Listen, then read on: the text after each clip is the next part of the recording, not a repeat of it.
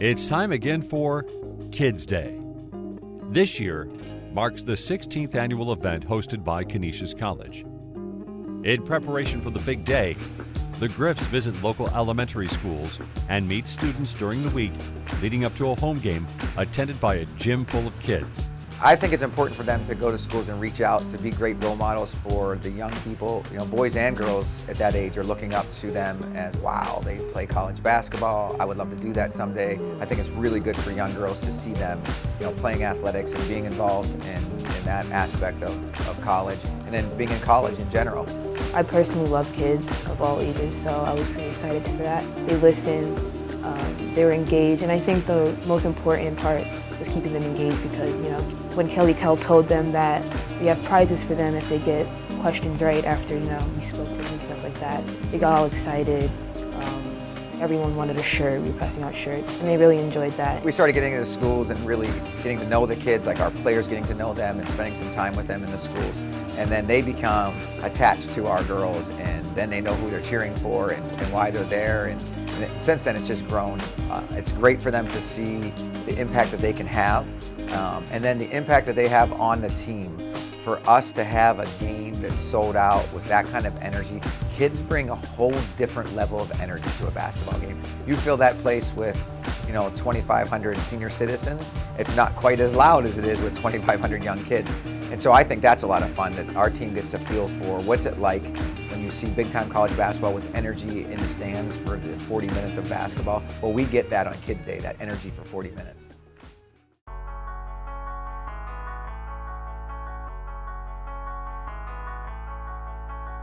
Kids Day has grown over the years and has become one of the unique sporting events on the campus of Canisius College.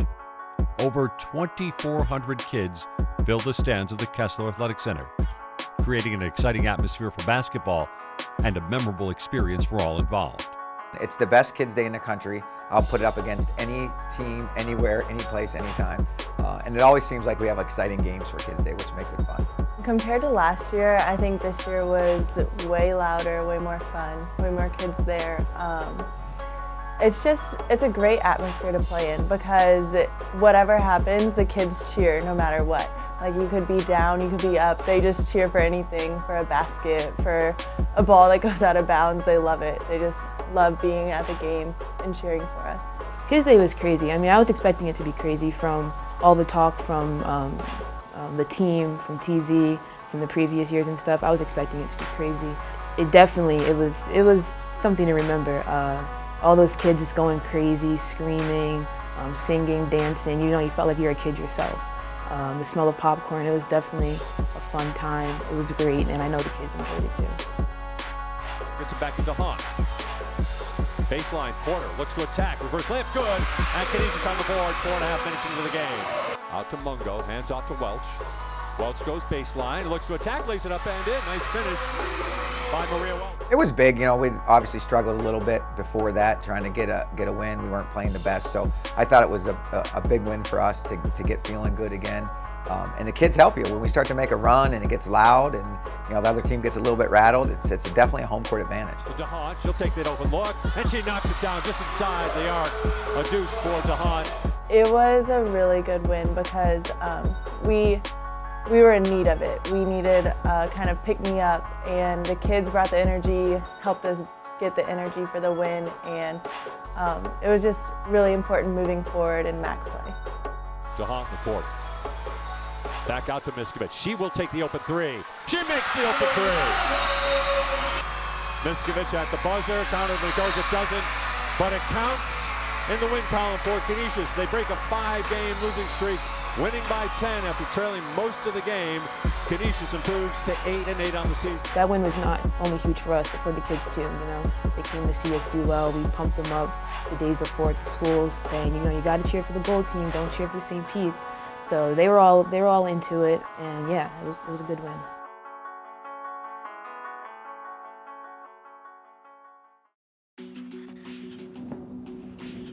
Following Kids Day, the Griffs found themselves in a small slump with a pair of road losses coming from Siena and Fairfield before they were set to match up against longtime Battle of the Bridge rival Niagara University.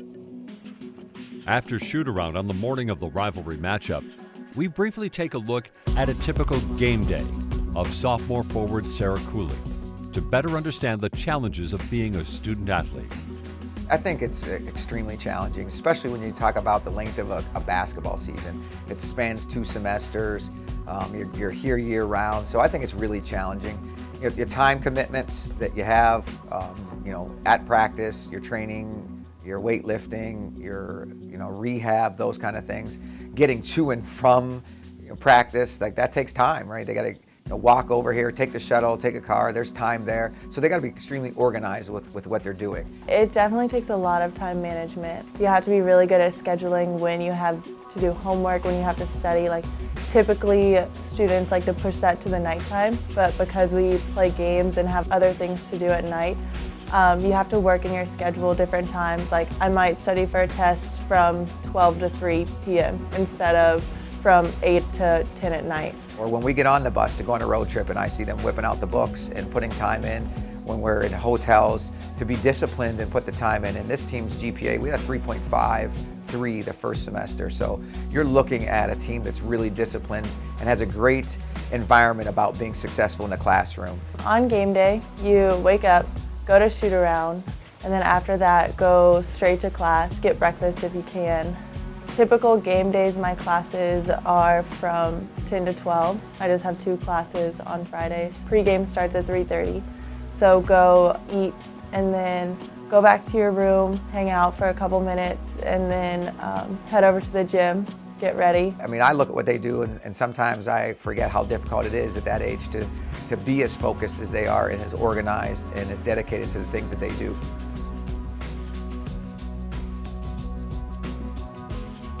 After class, the Griffs meet for the regular pregame meal before a 22-mile drive up to Lewiston, New York to take on the Niagara University Purple Eagles.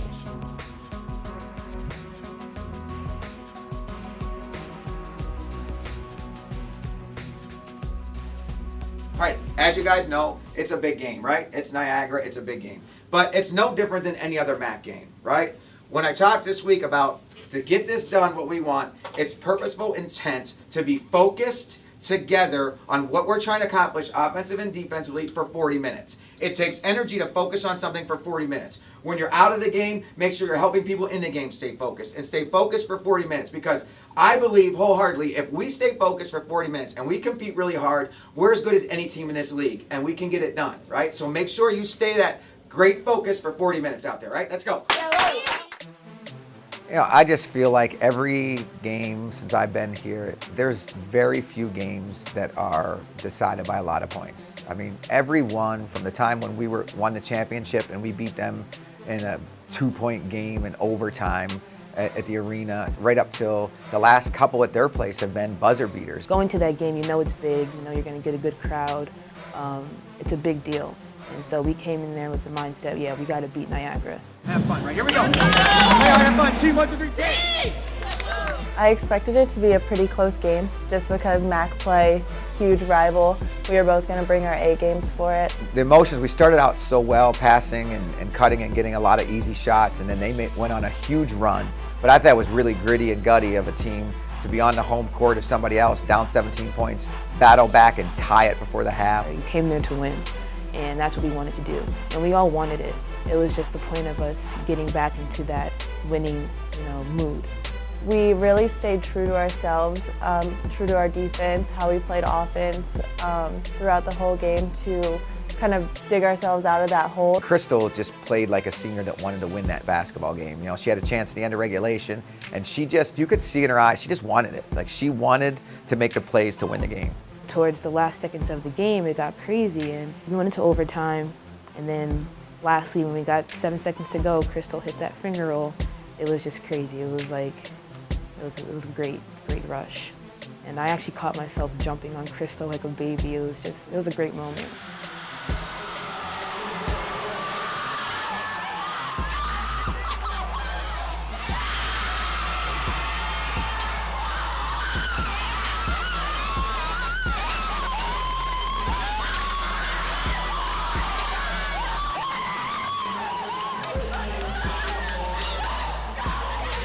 I just think it's awesome. I want to get the photo that they took of her taking that game-winning shot and get it for her, because when you beat your rival on their court and you score with 0.1 seconds to go, that's a memory you're going to have forever. So, I mean, it's unbelievable. You can't script it.